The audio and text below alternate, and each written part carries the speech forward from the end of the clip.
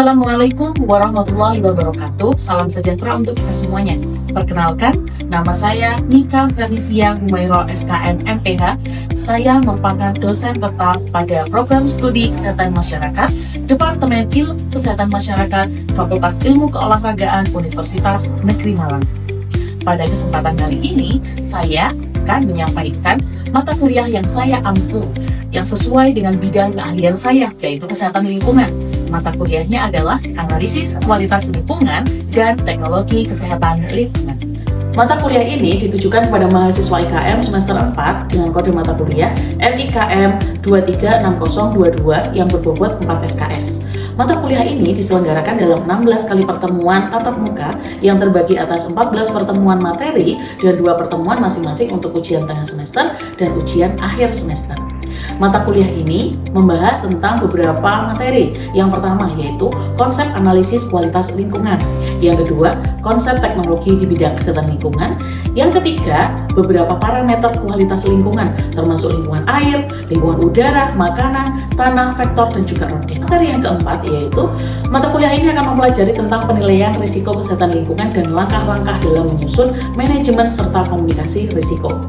Yang kelima, pada akhir mata kuliah ini, secara berkelompok, mahasiswa akan membuat sebuah prototipe teknologi di bidang kesehatan lingkungan yang kemudian akan dipamerkan dalam kegiatan pameran Fakultas Ilmu Keolahragaan di akhir semester, dan juga beberapa yang sudah final dapat dihakikan dan juga diterbitkan.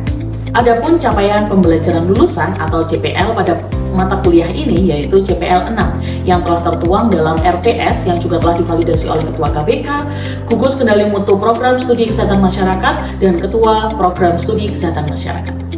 Capaian pembelajaran mata kuliah yang diharapkan untuk mata kuliah ini diantara lain adalah yang pertama CPNK 1, mahasiswa mampu menguraikan konsep analisis kualitas lingkungan dan juga teknologi di bidang kesehatan lingkungan. CPNK 2, mahasiswa mampu menelaah risiko, faktor yang mempengaruhi dan parameter kunci untuk kualitas air, udara, tanah, makanan, vektor, dan juga reservoir penyakit, serta penilaian risiko masalah kesehatan dan cara pencegahannya melalui manajemen risiko dan komunikasi risiko. CPNK yang ketiga, mahasiswa mampu memecahkan masalah kesehatan lingkungan dengan penerapan teknologi di bidang kesehatan lingkungan. 3 komponen utama dalam mata kuliah ini adalah delivery, interaction, dan juga assessment atau yang biasa kita kenal dengan istilah DIA. Untuk delivery, saya memberikan materi dan juga RPS yang dapat diunduh secara langsung oleh mahasiswa di Learning Management System Universitas Negeri Malang yaitu SIPEJAR, serta presensi interaktif yang langsung dapat dilakukan oleh mahasiswa di kelas melalui website presensi.um.ac.id. Materi yang saya sampaikan didukung oleh beberapa media pembelajaran berupa video, permainan, games, quiz, interaktif quiz, teka-teki silang, Word, PowerPoint, dan juga Canva sebagai pendukung. Untuk komponen interaction, pada mata kuliah ini saya melibatkan komunikasi 2 arah karena kita tahu bahwa model pembelajaran yang kita gunakan adalah student-based learning antara dosen dan juga mahasiswa seperti diskusi, kemudian tanya jawab, kolaborasi, serta refleksi bersama baik materi sebelumnya maupun materi hari ini.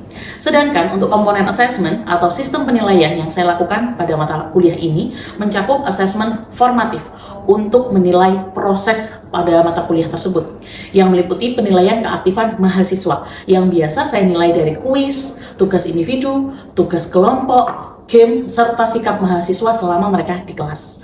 Selanjutnya, untuk assessment sumatif, untuk penilaian akhir berupa ujian tengah semester dan juga ujian akhir semester. Pembelajaran yang saya terapkan dalam mata kuliah ini yaitu berbasis student-based learning yang berpusat pada mahasiswa dengan model project-based learning. Pada mata kuliah ini, mahasiswa selain saya minta untuk melakukan diskusi, kolaborasi, presentasi kelompok secara interaktif, mereka juga saya minta untuk membuat sebuah prototipe teknologi di bidang kesehatan lingkungan secara sederhana. Seperti contoh ada filtrasi, air purification, sehingga mereka bisa berinovasi dan bisa menyelesaikan masalah kesehatan masyarakat secara sederhana.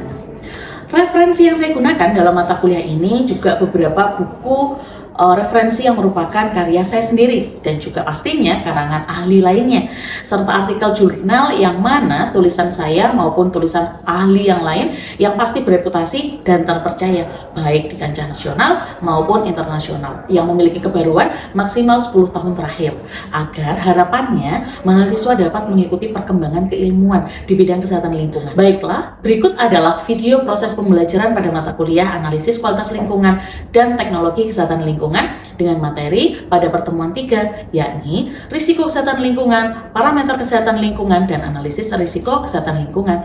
Mari kita simak. Ya, assalamualaikum warahmatullahi wabarakatuh.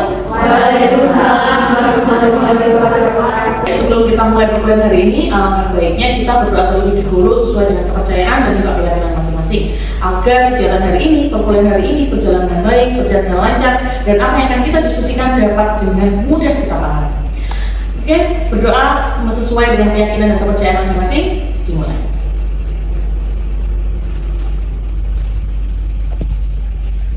Sudah selesai. Oke, selamat pagi semuanya, salam sejahtera untuk kita semua. Apa kabar hari ini?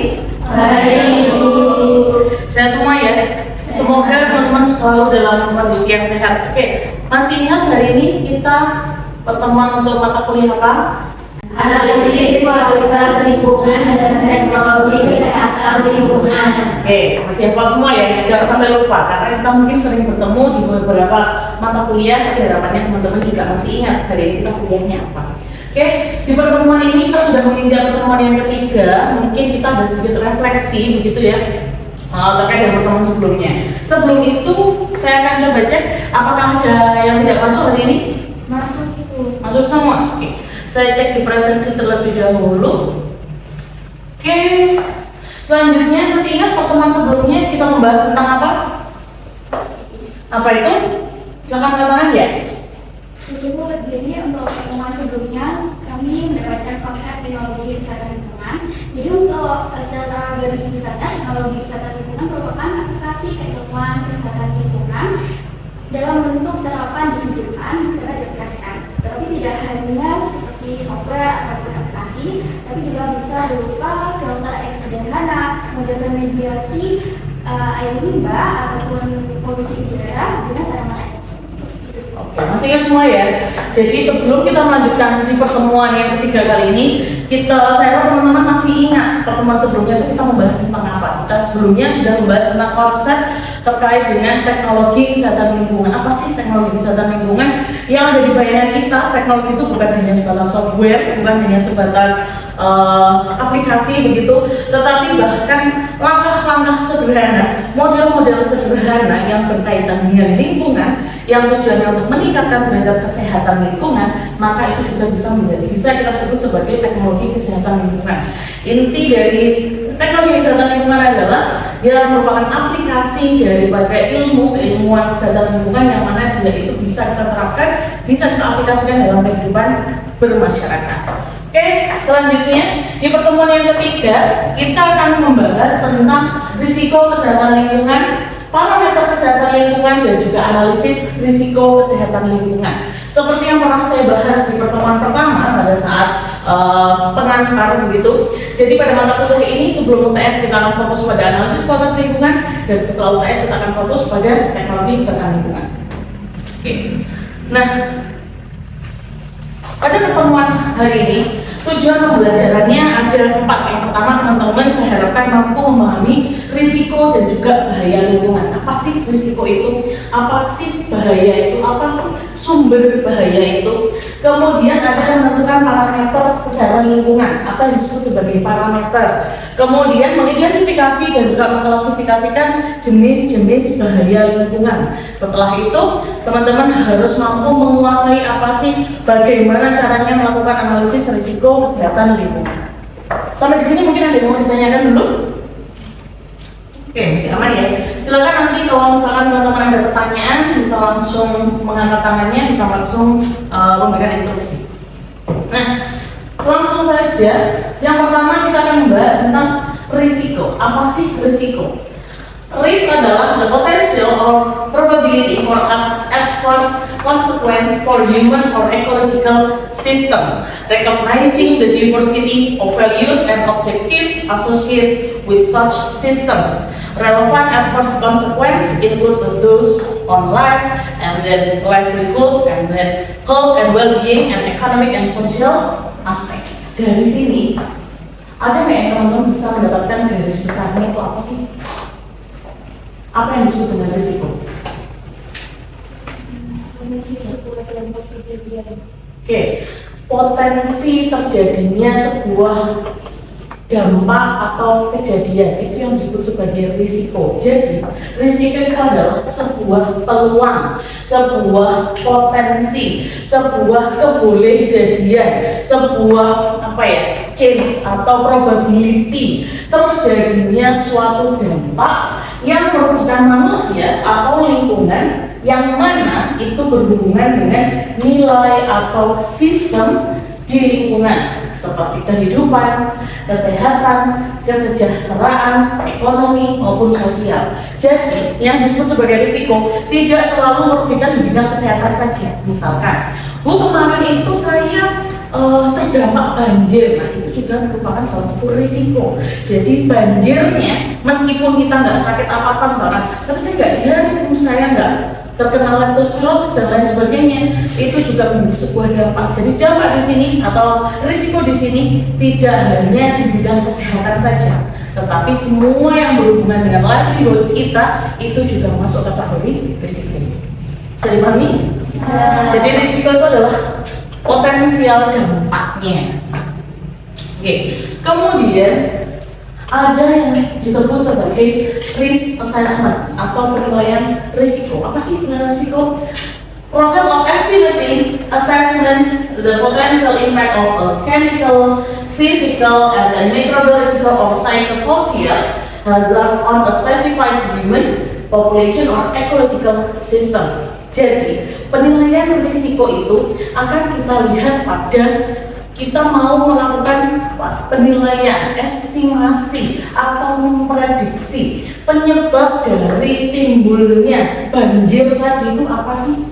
Kita mau lihat dari sisi fisiknya, kita mau melihat dari sisi kimianya, kita mau melihat dari sisi mikrobiologisnya atau psikososialnya. Itu adalah penilaian risiko. Jadi yang kita nilai di dalam risk assessment adalah hal-hal apa sih yang menyebabkan risiko, yang disebut sebagai risk assessment. Nah selanjutnya jadi beberapa sumber bahaya. Nah ini teman-teman bisa lihat di sini. Yang pertama ini merupakan sumber bahaya atau tidak? Apa ini? Banjir. Nah, itu sumber bahaya atau bukan? Ya, oke. Selanjutnya ini apa? Bakteri. Nah, bakteri di sini apakah sumber bahaya? Iya. Oke. Selanjutnya, apakah ini juga merupakan sumber bahaya? Iya. Kenapa? Posisinya. Sehingga teman-teman sudah tahu ya bahwa ini adalah sumber-sumber bahaya atau sumber-sumber risiko. Nah, ini adalah beberapa klasifikasi sumber bahaya. Jadi, sumber bahaya itu ada macam-macamnya. Ada fisik, ada biologi, ada kimia, ada psikologi, dan juga ada fisiologis. Jadi ada 5 sumber bahaya yang teman-teman harus pahami. Ada 5 jenis sumber bahaya. Yang pertama adalah fisik. Saya yakin teman-teman sudah familiar dengan sumber bahaya fisik. Ada kebisingan, apalagi pencahayaan, kemudian getaran, ada lagi debu, suhu, itu juga masuk kategori fisik. Kemudian untuk yang sumber bahaya biologis, bakteri, virus, jamur, dan tikus merupakan salah satu contoh makroorganisme. Semua jenis organisme itu masuk kategori biologis, sumber bahaya biologis. Jadi di sini ada yang mikro maupun yang makro. Jadi mau itu yang terlihat, mau yang tidak terlihat, semua masuk kategori biologis asalkan dia organisme. Kemudian untuk yang kimia, ada kimia organik, ada kimia organik. Kemudian ada psikologis, termasuk stres kerja. Ada tuntutan dari siapa? Atasan.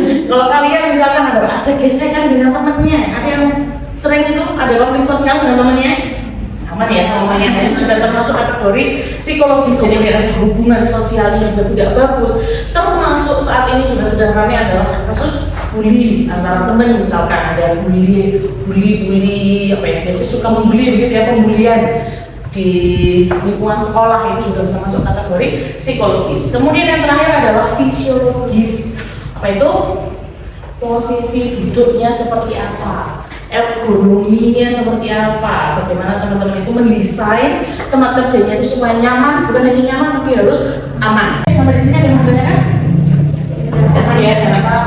Nah, selanjutnya kita akan membahas tentang scope daripada environmental health risk assessment. Jadi scope atau ruang lingkup dalam penilaian risiko kesehatan itu apa saja sih? Ada 5. Yang pertama adalah polutan secara kimia, gitu ya, polutan kimia baik itu ada di udara, di air maupun di tanah dan juga di makanan. Kemudian ada pathogenic microbiological contaminants in food and water yang juga masuk kategori biologis tadi. Kemudian ada radiation sources, jadi radiasi itu juga masuk kategori ruang lingkup dalam penilaian risiko kesehatan.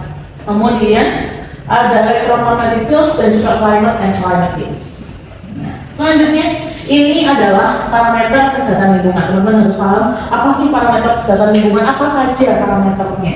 Jadi yang di air ada air minum dan juga air bersih, kita harus tahu secara fisik bagaimana dia, secara kimianya bagaimana, biologisnya bagaimana. Sama seperti sebelumnya kita bahas di sumber bahaya tadi, jadi teman-teman harus tahu kalau teman-teman mau melihat apakah air tersebut layak untuk dikonsumsi atau air tersebut bisa digunakan sebagai sumber air bersih, maka teman-teman harus cek baik itu parameter fisiknya, kimianya, mikrobiologisnya, atau ada beberapa itu juga yang mencantumkan baku mutu terkait dengan zat-zat radiasinya. Nah, kemudian yang di udara, nah di sini ada udara ambien, tahu udara ambien ya? Udara ambien itu adalah udara outdoor. Sekarang biasanya di kelas ini berarti kita sedang udaranya apa? Indoor. Parameter mereka berdua itu berbeda. Jadi ada baku mutu udara indoor, ada baku mutu udara ambien, itu berbeda. Kemudian untuk di udara di sini sama, ada fisik, ada biologis, ada kimia. Nah, kalau fisik di sini ada suhu, kelembapan, partikel, debu, itu juga masuk kategori fisik. Nah, ini adalah beberapa contoh alat ukur. Teman-teman kalau saya pengen melihat nih, apakah udara ini di sini di kelas ini, udara indoor ini sudah sesuai dengan baku mutu kualitas udara indoor atau belum? Ini ada beberapa contoh alatnya. Ini adalah sound level meter. Ini adalah untuk mengukur kebisingan. Kita punya batas maksimal atau baku mutu kebisingan udara indoor dan juga udara outdoor. Kemudian kita juga ada yang tahu ini alatnya apa? Lux meter. Gunanya untuk mengukur apa? Pencahayaan. Nah, jadi ini adalah alat yang kedua, beberapa contoh saja. Ini adalah alat untuk teman-teman mengukur parameter kualitas lingkungan udara. Ini bisa indoor, bisa outdoor. Ini untuk mengukur pencahayaan. Hanya sedikit contohnya saja. Untuk bagaimana cara menggunakannya, nanti kita akan belajar di semester berikutnya terkait dengan bagaimana sih cara mengukur kualitas udara, bagaimana cara mengukur kualitas air, bagaimana cara mengukur kualitas makanan. Yang selanjutnya adalah model kajian risiko lingkungan. Apa sih bedanya? Jadi ada yang namanya analisis risiko kesehatan lingkungan, ada juga yang namanya studi epidemiologi. Mereka adalah dua hal yang berbeda. Kalau studi epidemiologi, dia itu bersifatnya kilas balik, mundur. Jadi kita akan melihat, teman-teman bisa melihat nomor 1 dan nomor 2. Kalau studi epidemiologi itu bersifat kilas balik tadi, case base, maksudnya apa? Muncul kejadian dulu, muncul masalahnya dulu. Contoh, di UN terjadi KLB diare. Kita mau melihat apa penyebabnya, itu yang disebut sebagai studi epidemiologi. Jadi kita mundur, kita lihat ke belakang, kita recall orang-orang di UN itu habis makan apa sih kok bisa terjadi KLB diare. Itu yang disebut sebagai studi epidemiologi. Tetapi kalau analisis risiko kesehatan lingkungan, kita sifatnya maju, prediksi. Maksudnya apa? Belum ada kejadian diare, belum ada kejadian misalkan belum ada kejadian diare atau misalkan hepatitis belum ada kejadian itu di UN. Tetapi karena di sini kita itu misalkan ada catering begitu ya, ada catering, mahasiswa dapat catering setiap hari, kita mau memprediksi 5 tahun ke depan ada nggak sih risiko mahasiswa itu terkena penyakit karsinogen atau non karsinogen. Itu yang disebut sebagai analisis risiko kesehatan lingkungan. belum ada kejadiannya, belum ada kasusnya, tapi dia bersifat prediktif. Nah, itu bedanya. Bisa dipahami? Selanjutnya, kalau sudah epidemiologi, dia pasti bertujuan untuk mencari hubungan kalau tidak butuh pengaruh. Biasanya seperti itu ya. Kalau teman-teman belajar di EPID, teman-teman belajar bagaimana sih hubungannya kualitas udara dengan kejadian ISPA. Itu juga ada ISPA-nya. Gak mungkin kan tiba-tiba saya mau bikin penelitian bagaimana hubungan kualitas udara di UM dengan kejadian ISPA mahasiswa, tapi ISPA-nya belum ada. Nah, itu bukan di ranah studi epidemiologi. Kemudian dari untuk populasi yang bersangkutan. Jadi kalau studi epidemiologi tidak bisa teman-teman generalisasikan. Jadi memang dia sudah memang untuk populasi tersebut. Tetapi kalau di analisis risiko kesehatan lingkungan, selain bersifat prediktif, dia juga berdasarkan dosis respon. Bisa jadi, misalkan ya, saya mau memprediksi kasus kanker paru-paru pada mahasiswa yang tinggal di Sigura-gura misalkan. Nah, di sini tergantung dosis dan responnya. Maksudnya apa? Mahasiswa A dan mahasiswa B bisa jadi dosisnya berbeda. Maksudnya apa? Mahasiswa A setiap mau ke kampus melewati jalan Sigura-gura, dia naik motor. Yang satu naiknya mobil. Berarti paparan debunya, paparan gasnya itu juga akan berbeda. Baik, kita lanjutkan. Selanjutnya adalah 4 tahapan dalam penilaian risiko kesehatan lingkungan. Yang pertama adalah issue identification and hazard identification. Jadi yang pertama, teman-teman bisa lihat di sini. Yang pertama adalah review key research to identify any potential health problems that chemical can cause. Jadi di sini di hazard identification kita akan melakukan yang namanya memilah, mengidentifikasi sumber-sumber bahayanya apa saja. Tadi ada berapa sumber bahaya? Nah, itu kita akan bedah di sini. Kita akan lihat itu di hazard identification. Kemudian yang kedua, ada exposure assessment for the relevant population. Di sini itu adalah menentukan determine the amount, duration, and pattern of exposure to the chemical. Masih ingat tadi sebelum ini analisis risiko kesehatan lingkungan itu kan berkaitan dengan yang namanya dosis respon. Jadi kita harus tahu mahasiswa atau kalian misalkan yang mau saya cek berapa lama sih terpapar polutan di jalan Sigura-gura? Apakah kalian itu ada yang mahasiswa semester 2, ada yang mahasiswa semester 6? Itu kan juga paparannya berbeda. Yang semester 2 baru 1 tahun itu terpapar, mahasiswa badiku sudah 8 tahun terpapar polutan di Sigura-gura. Nah, itu kan berarti penumpukan si polutannya, penumpukan si hazardnya itu juga pasti akan berbeda. Kemudian yang ketiga adalah dose response assessment. Setelah tadi kita mau memetakan durasinya, polanya, jumlah yang masuk itu berapa. Nah, di sini kita mau melihat dosis responnya, mengestimasi berapa banyak zat kimia itu bisa masuk ke dalam tubuh kita dan serap oleh tubuh kita. Maksudnya apa? Zat kimia yang ada di udara, katakan itu ada 10, katakan karbon monoksida.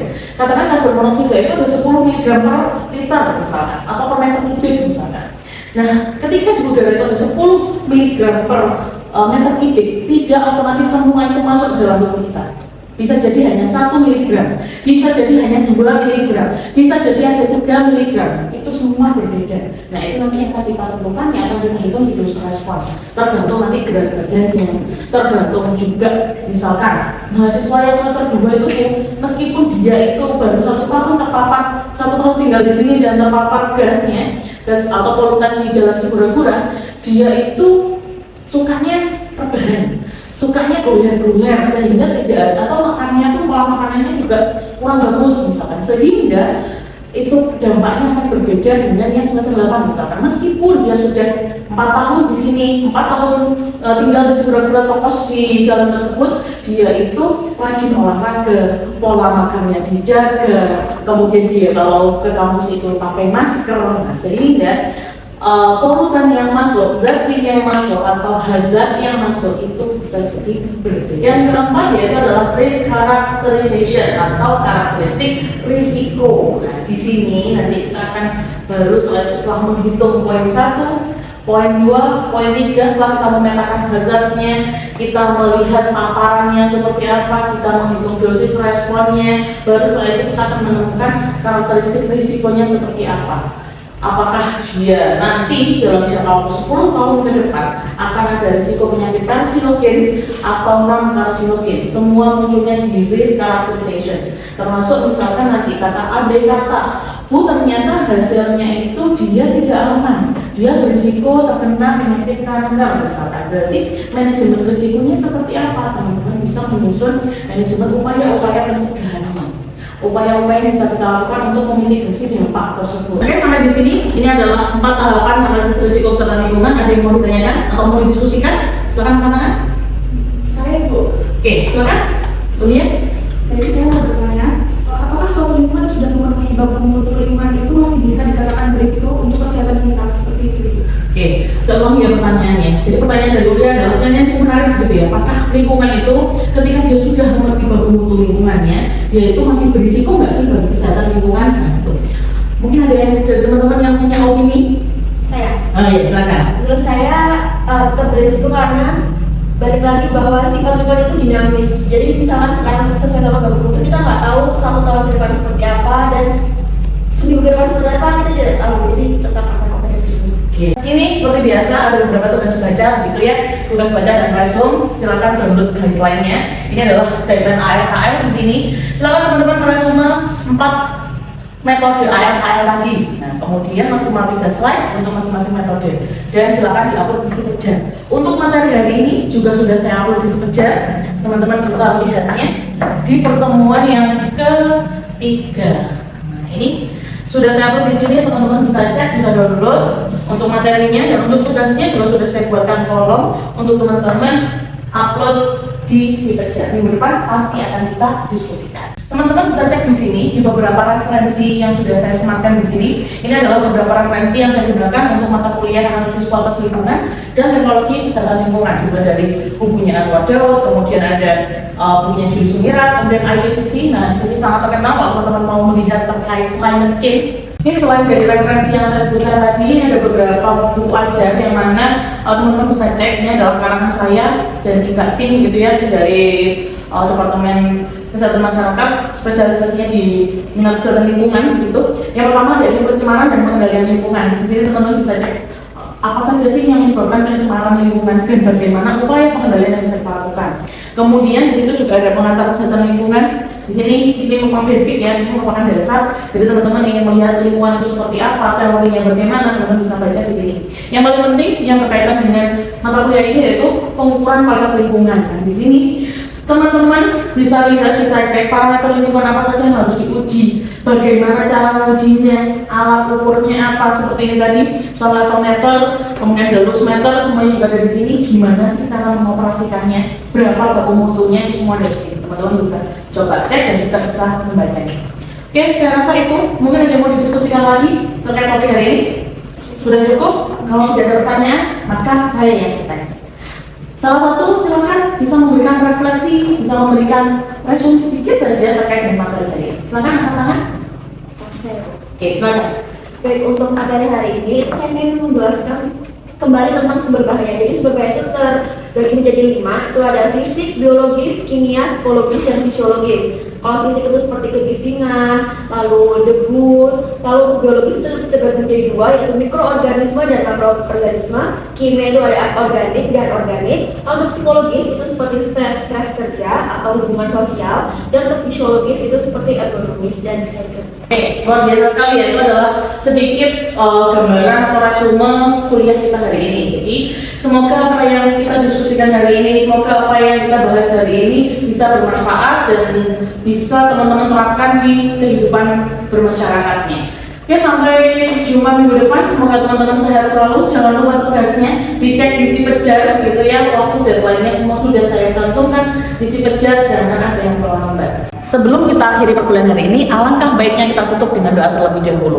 Berdoa sesuai dengan kepercayaan dan keyakinan masing-masing. Berdoa dipersilakan.